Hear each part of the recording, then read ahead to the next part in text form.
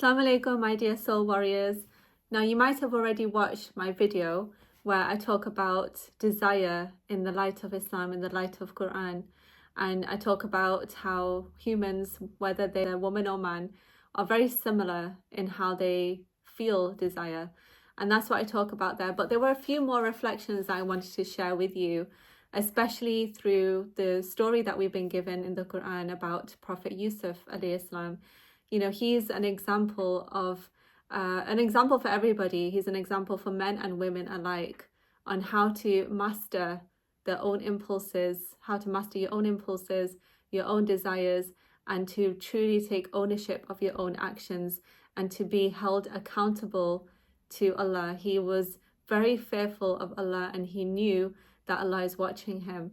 And he also had so much respect for the household in which he was living. So he was actually a servant or slave in the household that he was living in when there was an attempt at seduction at him by the Aziz's wife.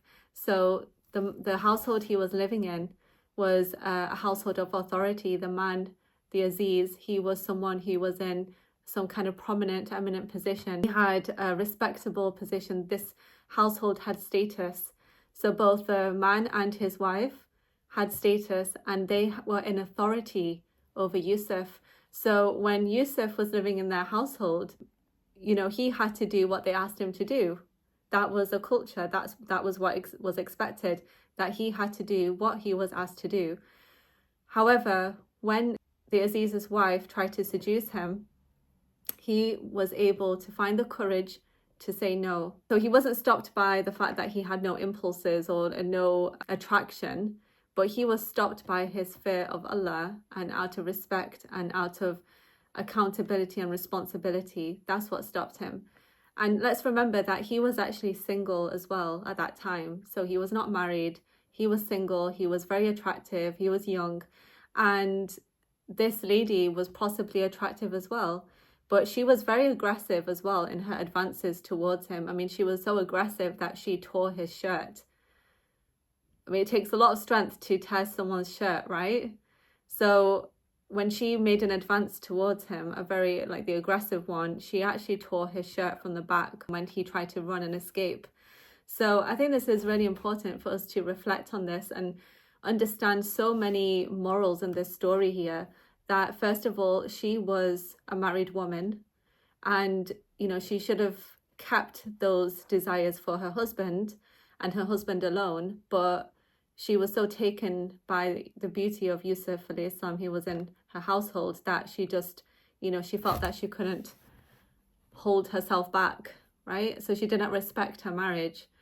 Just for the purposes of this video, let's say that's the first lesson that we're learning, that marriage is a sacred union and it should be respected. So what she did was wrong. It was very wrong.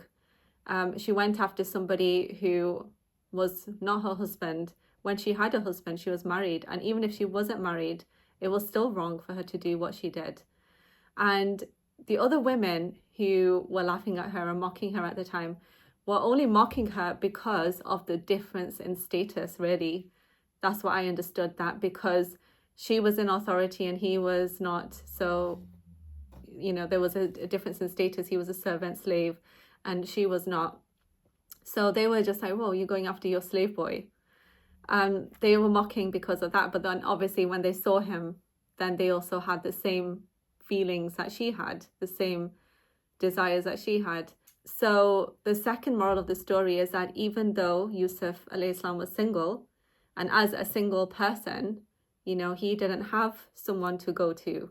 And so, you know, this story could have played out very differently. But Allah, in his infinite wisdom, wanted to teach us a lesson. And he put his beloved prophet in this difficult situation so that generations of people to come will learn. So our job really is to reflect. Our job is to know what the story is, read it, understand it, and think about it. Because when you think about the stories, you start to see so many lessons and you start to see so many layers. So, you know, that's what I did. I thought about this and I was really pondering about it, and I was bringing, you know, kind of new sort of teachings from that story to light. And then I was going back, and then I was realizing that there was actually more to learn. And I actually find Surah Yusuf, the whole surah, very, very relatable for many reasons. You know, the dynamics in that family, the brothers and their jealousy with each other, and all, and just, you know, these sorts of natural human emotions and instances that we may see in our lives, even if not with our family, but with other people. It's very relatable. So that second lesson was that, just coming back to what I was saying earlier, that Yusuf alayhi salam, he was able to stay strong even as a single person. He was able to make the decision, the choice to do the right thing. And he did. He didn't give in to that temptation. And, you know, that just goes to show us like this example is in the Quran only because we are supposed to learn from it. That's the only reason that Allah has had, you know, given space for this story, for these words in the Quran. It's there because we're supposed to learn. We're supposed to learn the lesson that we are accountable for our actions, that no matter how big the temptation or how big, you know, the perceived reward, we still remember that we are accountable to Allah. We stop in our tracks. We don't allow ourselves to move towards such immorality and wrongdoing. And we instead come back to Allah. We might need to pray to remember Him. And you know, prayers also, Allah has mentioned that prayers protect you from evil. So praying is actually a form of protection as well. So when you think of Allah, when you pray, when you stay away from such situations and you run away from some such situations, then Allah blesses you. And then in Yusuf's story, Yusuf alayhi salam's story, we do see that he was really blessed. He was watched over by Allah. He went through tremendous challenges in his life, tremendous trials, tremendous difficulties. But in the end, Allah had his back. Allah always looked after him. But He put him through those trials and He gave him a big reward, not just in this life, but there's a huge reward for him in the afterlife as well, for sure. And he was, you know, he was an example for everybody. So we can't look at these stories and just think, oh, they're just stories. We have to look at these stories and actually pay attention and act out the moral lessons that we're learning. That is so incredibly important. He was a man. He was a man, and he was able to control himself. He was able to understand the situation and act accordingly. He had the courage to face the authority in the way that he did. So let's reflect on these lessons, inshallah, and let's take ownership of ourselves, our decisions, our choices. And when you make the right choices, then that feeling of empowerment that you get, that's indescribable, really. When you walk away from a bad decision and you do that because you fear Allah and you know that Allah has your best interests, if something's forbidden, it's only for your own good, because Allah loves us.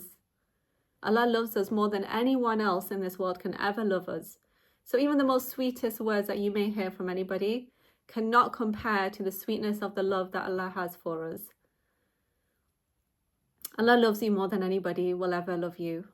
Doesn't matter what they say and all the sweet words that come out of their mouths, they could still never love you the way that Allah loves you. And the rewards that Allah can give to you, look at what Allah has created around us. Allah has created the whole world and everything that's in it, the whole universe and everything that's in it. If He's capable of creating all of this and He's created us, then surely He is the one that we should turn to. It's just logic, really, isn't it? That if He's created us and He's created even the feelings that we have, He's created all of this, then surely we should submit to Him and turn to Him, because if He can make so much and show us that He is so abundant and that He is infinite in so many things, in His mercy, in His abundance, in His bounties, you know, in His wisdom, and look at all the names of Allah. You know, He is all of those things. He is something beyond our imagination. So if we turn to Him, then surely He will give us so much better. Any sacrifice or anything that seems like a sacrifice to us will be replaced by something that is so much better. And that is guaranteed by Him. So please stay strong. I really hope that this video gives you some strength. And, you know, if you need to come back to it again, by all means, come back to it. And remember that you're not alone. Allah is with you. And I will be sending more reminders as well. And, you know, there's plenty of good influences. No matter how good we will ever be, there will always be people better than us. So, you know, alhamdulillah, we have been given this opportunity in this life to do the best that we can. And He's given us knowledge and wisdom and sense. He's given us a brain that we can use. And He's given us reason and common sense. So let's use those things, inshallah, to make the best decisions for ourselves so that we can be joyful, vibrant, amazing, incredible human beings. And, you know, we can do the best that we can. We can perform the best that we can. And we're not letting, you know, ourselves get consumed by all kinds of negativity, sins, and things that we can easily avoid. All right, well, I hope this helps. And inshallah, I'll see you in the next video.